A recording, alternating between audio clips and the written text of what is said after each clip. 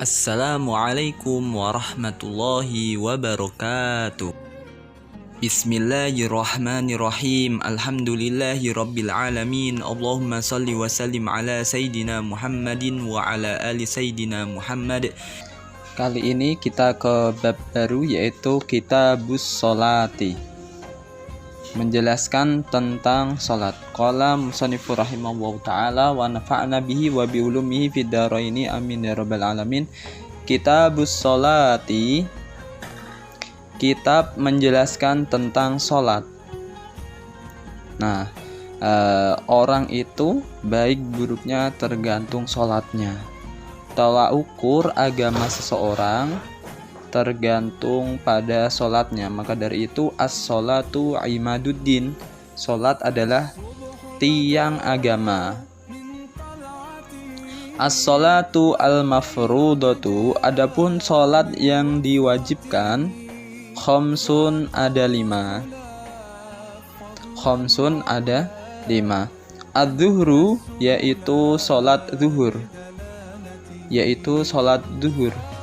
Wa awwalu waqtiha, adapun awal waktunya, zawalus syamsi, lingsirnya matahari, yaitu ketika matahari tepat berada di kepala kita, habis itu geser sedikit ke barat, sehingga bayang-bayang kita akan kelihatan ke arah timur. Nah, itu berarti awal waktu zuhur. Wa akhiruhu, adapun akhirnya, akhir waktu zuhur, idza sara dhillu kulli syai'in mithlahu, apabila bayang-bayang sesuatu sama ukurannya, menjadi sama ukurannya, menjadi sama. Semisal ada barang mempunyai diameter 1 meter. Nah, bayang-bayangnya juga menjadi 1 meter. Nah, berarti di situ sudah menjadi akhir daripada waktu zuhur. Ba'da dzilliz zawali, setelah bayang-bayang zawal. Bayang-bayang zawal itu berarti ketika waktu zuhur tadi kan mempunyai bayangan yang ke arah timur. Nah, berapa senti semisal? Oh, ada 5 senti. Nah, berarti nanti ketika barangnya itu 1 meter, berarti ditambah dengan 5 cm. Berarti waktu berakhirnya zuhur ditambah bayang-bayang zawal, yaitu ketika matahari berada tepat di atas kepala, kurang lebihnya di pukul 12 siang. Nah, berarti itu ditambahkan, bayang-bayangannya ditambah dengan ukuran barang tersebut. Ini adalah waktu zuhur. Wal asru, adapun waktu asar. Wal asru, adapun salat wal asru dan salat asar. Wa awwalu waqtiha, adapun waktu awalnya, awal waktunya, az-ziyadatu, tambah, ala dzilil misli, di atas bayang-bayang yang sama, di atas bayang-bayang yang sama. Wa akhiruhu, adapun waktu akhirnya, waktu berakhirnya kapan? Fil ikhtiyari, dalam waktu ikhtiar. Waktu ikhtiar adalah waktu kita masih bisa memilih antara kita mau melaksanakan sholat atau nanti, artinya diakhirkan nanti setelah waktu ini. Itu bagaimana? Ila dzilil mislaini, sampai bayang-bayang menjadi 2 kali lipat. Sampai bayang-bayang menjadi 2 kali lipat. Nah, seperti tadi, kalau zuhur tadi akhirnya kan sampai bayang-bayang tersebut sama dengan barangnya. Nah, kalau waktu asar, waktu ikhtiarnya, yaitu mendekati habis, itu ketika bayang-bayang sudah menjadi 2 kali lipatnya. Ini adalah waktu ikhtiar. Wafil jawazi, Adapun dalam waktu jawaznya, waktu jawaz itu waktu yang masih diperbolehkan menjalankan sholat asar. Ila ghurubi syamsi, sampai terbenamnya matahari.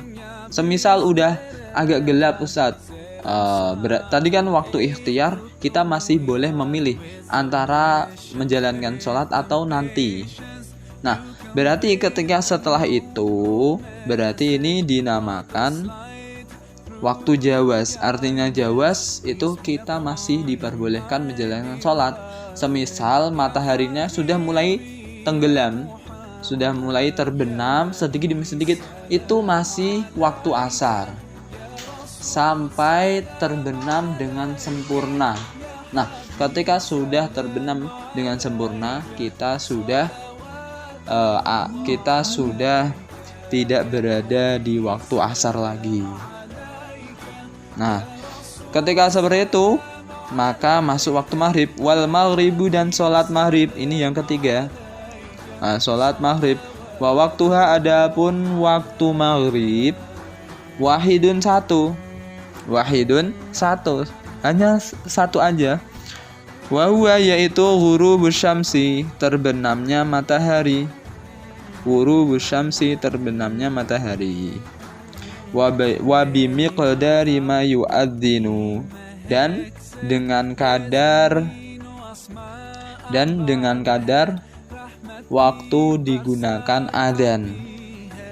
Dan dengan kadar waktu digunakan adzan. Wa yatawaddau, dan wudu. Wa yasturul aurata, dan menutupi aurat. Wa yuqimus sholata, dan menjalankan sholat.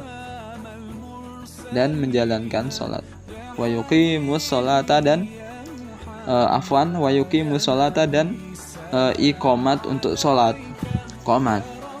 Wa yusolli khamsa raka'atin, dan sholat 5 waktu.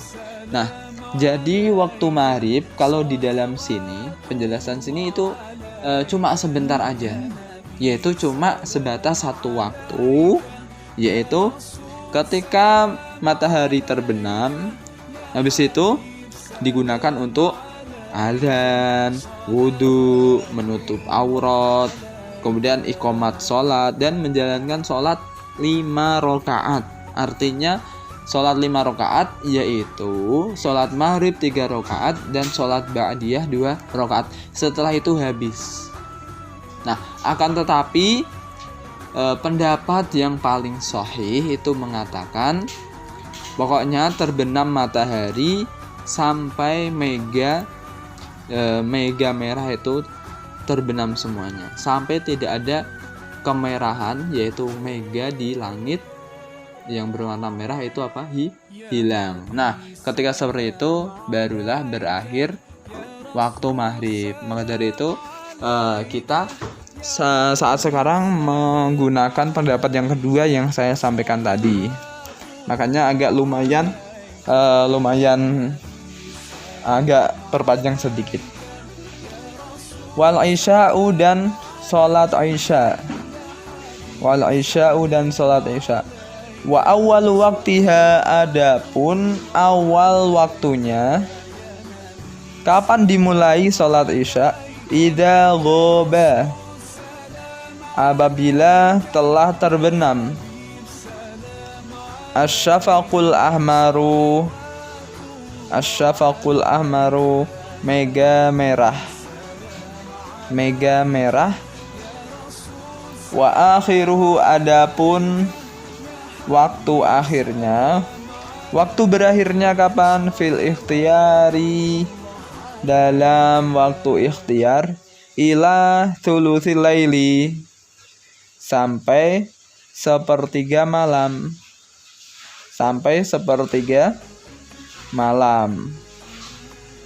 Sepertiga malam itu kapan, Ustaz? Ya antara jam 10-an. Nah itu, pokoknya malam dibagi 3. Nah, kita malam jam 6 sampai jam 6 lagi. Nah 12 itu kan, berarti 12 dibagi 3 berapa? 4. Nah, berarti dari jam 6, 7, 8, 9, 10. Benar. Nah, berarti pukul 10 itu adalah sepertiga daripada malam. Nah, itu berakhir waktu ikhtiarnya. Wafil jawazi, dan dalam waktu jawaz. Jawaz itu apa? Waktu yang masih bisa digunakan untuk sholat.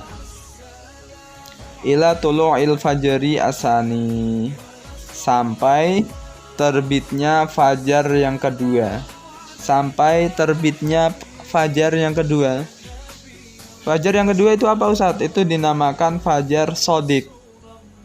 Yaitu fajar artinya itu adalah ketika sudah langit mulai agak cerah dan memancarkan cahaya, yang mana cahayanya adalah horizontal, memanjang, tidak ke atas.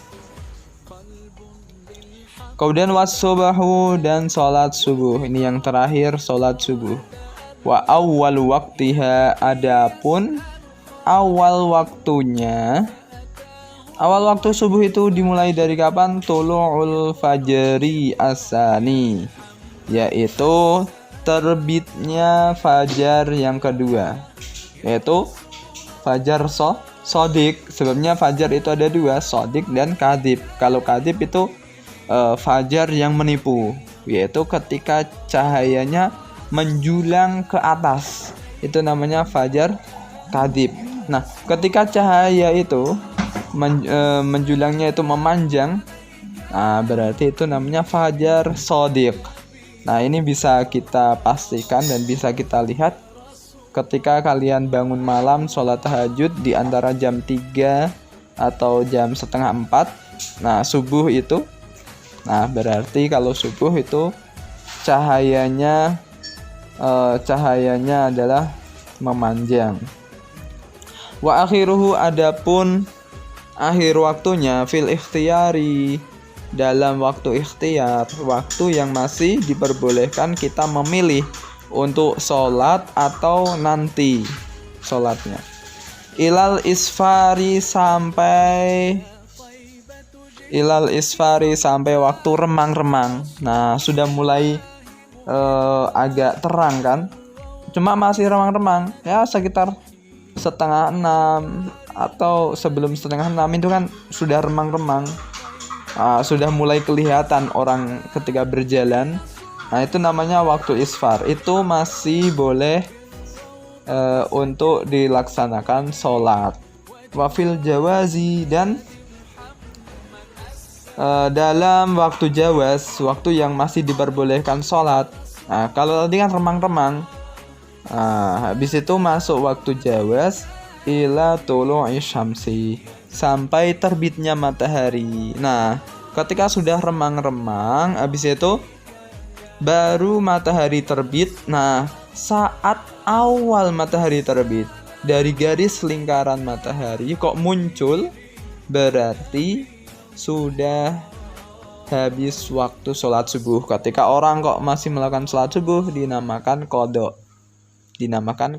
Bukan berarti tidak boleh melakukan sholat, masih boleh, akan tetapi tidak ada melainkan qadha. Nah, ini adalah batasan-batasan daripada waktu menjalankan sholat. Nah, seberapa bagus orang dalam keislaman itu dilihat dari sholatnya, harus tepat waktu. Sebabnya kalau tidak tepat waktu, nanti berarti keluar, dinamakan qadha. Nah, di sini berarti Islam mengajarkan kedisiplinan. Tidak satu waktu, akan tetapi waktunya memanjang. Nah, di sini kelonggaran Islam. Jadi Islam mengajarkan kita harus disiplin menjalankan perintahnya dengan tepat waktu, dan Islam juga mengajarkan kita untuk kita mempermudah, yaitu dengan cara sholatnya tidak harus satu waktu, melainkan waktunya diperpanjang. Nah, Ustadz, kenapa kita sholatnya menggunakan seperti ini yang dijelaskan? tidak menggunakan jam. Kalau jam kan enak Ustaz. Dari semisal sholat maghrib dari jam 6 sampai jam setengah 8 atau jam 7. Kan enak Ustaz, lebih tepat. Tidak, karena kalau jam itu tidak beraturan. Memang tepat, detik, menitnya itu sangat tepat sekali. Maksudnya ada batasannya, akan tetapi tidak berukuran. Sebabnya kita patokannya dengan gravitasi bumi, kemudian juga matahari, rembulan. Nah, dengan seperti itu, jam tidak bisa mengikuti pergerakan bumi atau matahari ataupun bulan. Maka dari itu, Islam tidak mengajarkan sholat menggunakan atau batasannya digunakan batasan jam, akan tetapi menggunakan matahari. Sebabnya di beda daerah, beda waktu. Beda daerah, beda waktu. Dan kapasitas jaraknya itu juga berbeda. Seperti itu. Makanya kita diajarkan dengan menggunakan matahari. Nah, dan juga di zaman Nabi SAW juga jam belum ditemukan, sehingga yang paling tepat yang diajarkan Nabi SAW adalah menggunakan waktu dengan kita melihat kondisi matahari seperti itu. Wallahu a'lam. Kemudian kita melanjutkan ke syarat-syarat wajiban sholat. Syarat-syarat wajib sholat itu apa?